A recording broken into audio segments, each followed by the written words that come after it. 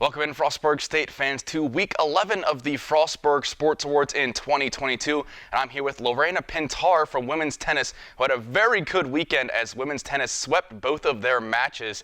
Lorena, I just want to get some of your thoughts on your performance and the team's performance in those two wins. Yeah, it was really a good week. We started with a tough loss against Fairmont, but I think we really learned something from that loss, and we were working on during the week and swept the matches over the weekend. In the doubles matches, and something that I've noticed has been kind of a theme for you this year, you've paired with Robbie Ladon for the pairing. And Robbie, when I've seen her in practices and some of her matches, she's very intense as a player and really just a competitor at all times. Does that sort of complement your game where, having that intensity and that fire in her, and how is it to play with her? I love playing with Robbie. She's really a fighter, and we really support each other during our doubles match. We have a similar game.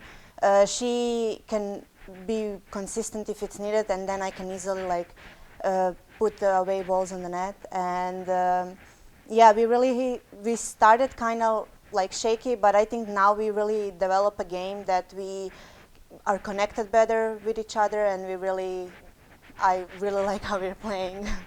I wanted to talk about, adapting and kind of coming through with coming in from Croatia and your hometown of Zagreb, coming into America. And have you noticed differences in the play style over here in the States as opposed to back home, or is it pretty similar of you're just adapting to everyone's different kind of play styles that you see at all times? I think that every player is different. So, I don't like the differences in the game. I don't think there's any significant ones, but I really had a lot of matches, and I really saw my game growing towards last semester and this spring semester. I really became more consistent in rallies, more confident in going out on the net and finishing points, putting away balls. So, yeah. Also, when you've come in, you've taken over the number one singles spot along with that number one doubles pairing. Has that added any pressure to you, or you just kind of go out with the same confidence that you would have if you're going through any of the 2 through 6 spots as well?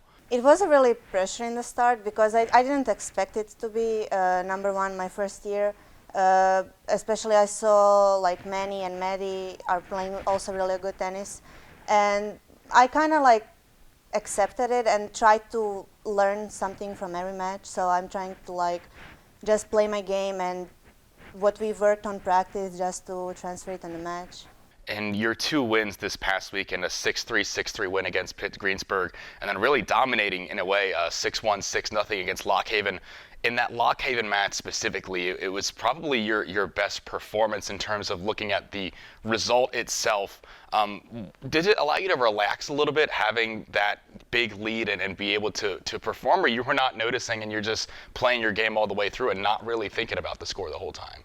I wasn't really against Lock Haven yesterday. I really had good control the whole match, and I was able to experiment a little bit with my shots, with the tactic of the game. And yeah, I really learned something from the Pitts Greensburg match.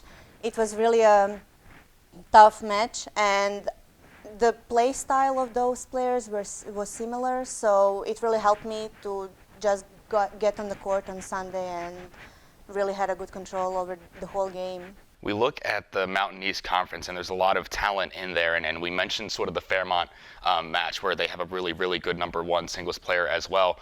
Looking ahead and at the rest of the schedule where it will pick up a lot heavier in the MEC play, do you ever look at, some of the players? We've seen some of them sort of in the early season tournaments, but do you ever look at the conference, or you just kind of take things one match at a time and focus on one opponent at once? I try not to think who my opponent is. I really like that, you can call it surprising factor. I just don't like to pressure myself before match. Oh, this girl is better than me, so I don't have a chance. I just try to play at the moment and try to find a tactic how to win the match. All right, Lorena, thank you for coming on today. Obviously, you've got class coming up here in a couple minutes, but we appreciate your time here. Congratulations on both your wins. Hopefully, we'll be able to see some more over the coming weeks, but we really appreciate you being here. Thank you for having me. All right, next up we have our male athlete of the week, Bryce Jackson, as he mashed some more homers this past week. So be sure to stay tuned for that interview. Back on the Frostburg Sports Awards for Week 11, we have our male athlete of the week, Bryce Jackson, as he led baseball to another 3 wins over the past week. Bryce, just want to get some of your thoughts on your performance, the team's performance overall. Like I said last time I was on here, we're just a really good team, and we'll do anything to win at all costs. So that's where we're at this year. I think we're 19-6. That sounds right. And I don't think we plan on stopping anytime soon. It certainly has been sort of a turnaround from last season with the amount of changes and people that have come in, the transfers and whatnot. And speaking of transfers, you are one of them from a couple years ago, went to Clarion, who we played last week. Was there any, sort of extra motivation or trying to do a little bit much with both you and our head coach, Anthony Williams, both coming together from Clarion? And, was there any, sort of extra emotions with that game? Well, 2 years ago, I'm pretty sure Coach Williams' first win at Frostburg was against Clarion, so that was pretty sweet. So seeing them on the schedule again this year, I mean, we always want to win every game that we go out there, but against the school that we both came from, it's a little bit more special, like beating them. So there's a little bit of extra motivation behind that game. Like, we still know a couple people on that roster over there, so we want to go out there and win.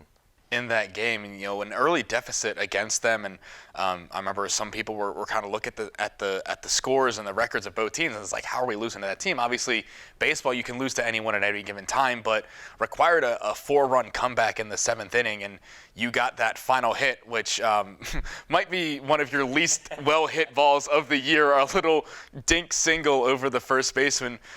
When you hit that, did you notice, how they were drawn in, trying to prevent the run, that as soon as you hit it, you thought maybe there was a chance that it could get over his head? Yeah, I saw the infield was in, so when the infield is in, the approach is just to make hard contact.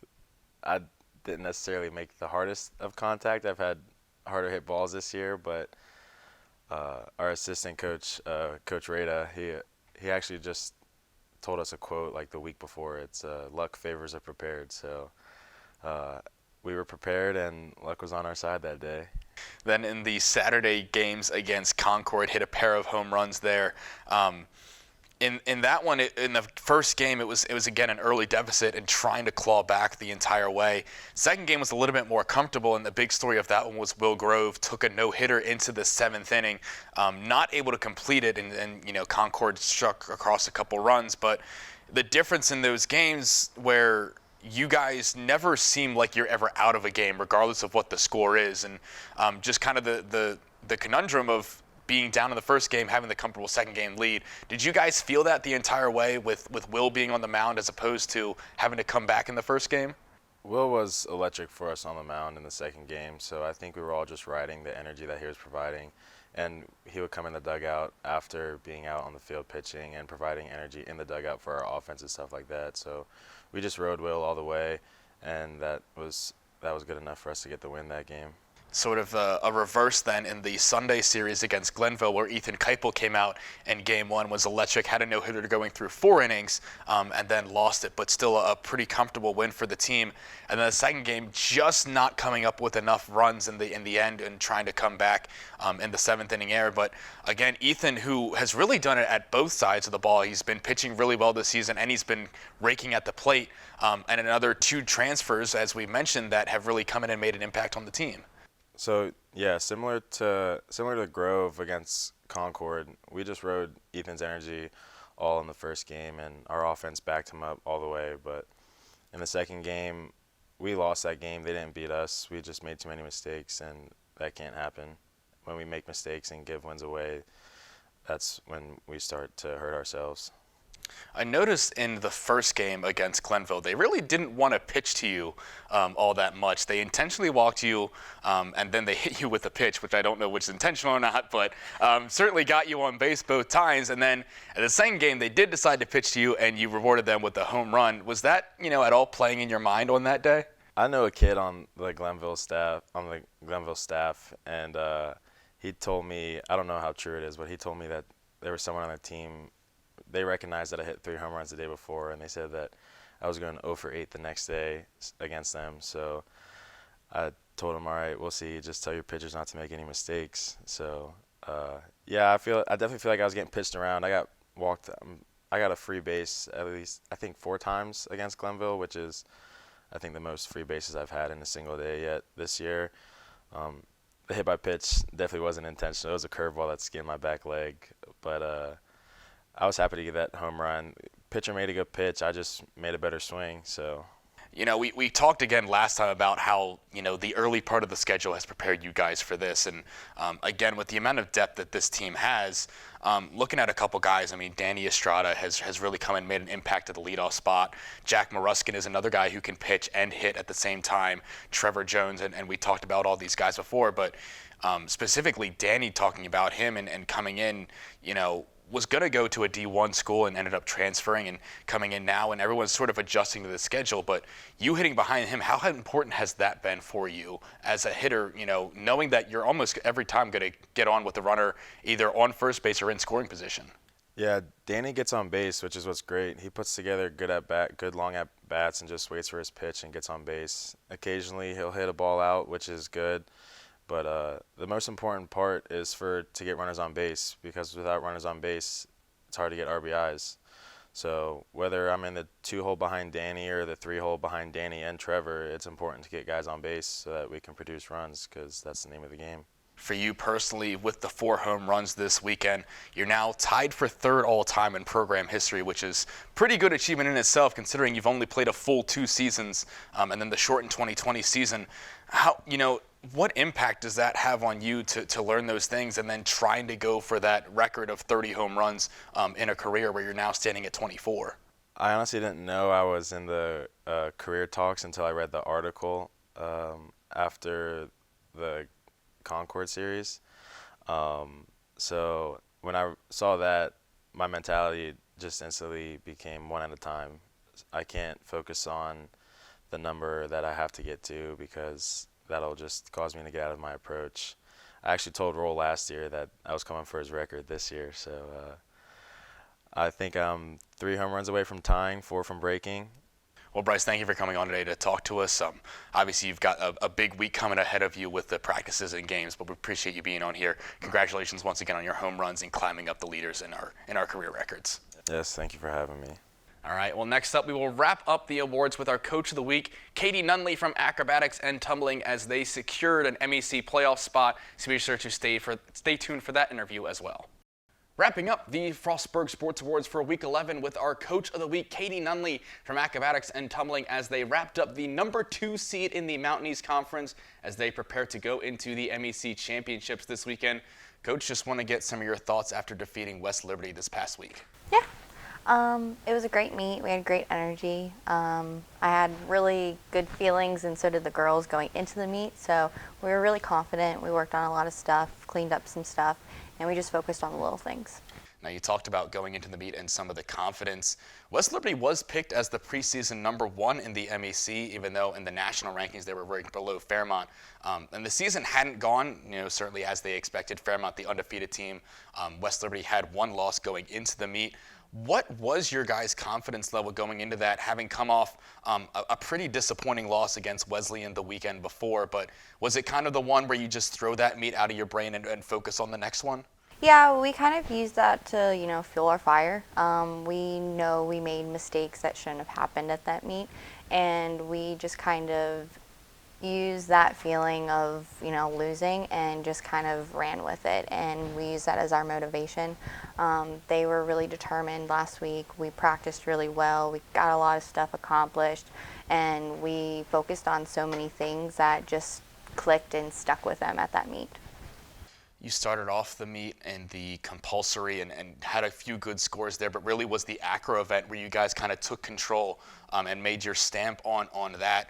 And we talked about in the Wesleyan meet, it didn't start out the way you guys wanted, but it was a much stronger start this time. Did that kind of lead the way for the rest of the meet? Yeah, definitely. Acros, we did change one of our acro because of what had happened in the previous meet. So to just ensure their confidence even more, we just went back to what we had been competing before we upped it. And just going out there, having that, knowing that they've hit it before and they've scored well, I think that really changed their perception on that, and I think it took weight off of what happened in compulsory as well. They were just able to focus on what they've been doing, and nothing was different, so it didn't kind of rattle them too much. In the pyramid, which has really been one of your strong points all year, you got a pair of 9.8s in that, and again, has just been a thing that you guys have just nailed down kind of from the start. Has that been a focus all year, or has it been something that you've kind of, not throw them out there, but put the athletes out there and you'd be like, you guys know what you're going to do, and I trust you to do that? So we actually took like a leap of faith, and we were kind of doing risk versus reward, and that was at our Fairmont meet that we had at home. We did change our pyramids for that meet because previously we were only competing 9-8 start values. So we were looking at risk versus reward on that meet, and that meet provided and showed that we actually got a lot of reward taking that larger risk of that higher start value. So after competing it then and seeing what they've been scoring, it's just cleaning it up, and they've been doing really well. We've changed a few mids around just because of certain things, but no matter what, they always go out there and they do it well, and it's a very sturdy structure. It looks really good. Timing on occasion can be off for duo, but other than that, they do a really good job at it. They practice it at practice all the time. The hand-in-hand pyramid, they're always doing hand-in-hands on the ground, and then our open pyramid has just been sturdy from the get-go. Neva is an amazing mid-level, so she makes that pyramid look really easy. You brought up Neva and another athlete that really has gotten the attention, Abby Baker, who the MEC sort of has recognized as one of the top tops and tumblers in the entire conference, and had a really good open toss as well as her aerial pass and the tumbling in that meet, and two things that she's really kind of just nailed down throughout the entire season. Obviously, especially in the toss, it takes more than just her to get those scores with the bases and tossing her in the air, but again, just an athlete that you know what you're going to get out of her every single meet. Yeah, she, no matter what I ask her to do, if I ask her to go out there and land on one foot, she'll land on one foot. She is that type of athlete, and I'm excited that we were able to progress in tosses, because last year we weren't able to do as much as we've done this year. Obviously, we started with the Arabian toss that she had competed last year. She still competes that in team event, but after talking to a few other coaches, they're like, she just needs to back full and back double. She'll be great at it. So we started working it in the belt, and it just came so naturally for her. She's a fast twister, and I actually got our heat summaries from the last meet, or from the West Lib meet, and there were no deductions on her, just on our bases. So just things that we had to clean up underneath for her. So we were really excited about that. And same with her tumbling. She has started with her tumbling class that she competed last year with the double whips, and then for Wesleyan we decided to up it and do 3 whips to her 1.5, and she's been scoring really well, only like 4 3/10 in deductions. So she's wanted that, and I know we competed it once last year, and I think she qualified for event finals last year for that, as well as her other pass. But it's something that she wanted to get up to, because I know that's a pass that she can easily get near perfect score on. In the final event, then in the team event, which again I want to go back to Wesleyan, where that was sort of the peak in that entire meet for you guys, scoring an 89, which, correct me if I'm wrong, I think it's a season high from that meet, and then an 87 against West Liberty as well. And something that really, you look back at, this is a 2-year-old program. You didn't do a team event for basically the first 3/4 of the year last year. You've now come along and finishing with a winning record this year, and just competing and working and getting the growth in those team events has been a big part of that success. Yeah, it definitely has. I know we've gone back and forth with changing acros and like the dismounts. We've started with C value dismounts and got up to Ds. We've talked about doing E elements off of those as well. We've talked about upping some of our tumbling, but as much and as great as that sounds to put in and to see what the start value for a team event bumps up to, we really have to focus on the cleanliness, because that's what it comes down to. It's really easy, and I've told them a lot, it's really easy to do it at practice and really focus on the counts, but on meet day you're just so in the zone that you kind of forget about all those things. So that's one thing that we're going to be focusing on this week, is remembering our counts, remembering the little things, and just really like focusing and honing in on that and not letting the atmosphere and everything take over and make you kind of forget what you're doing, because it's really easy to get lost in that.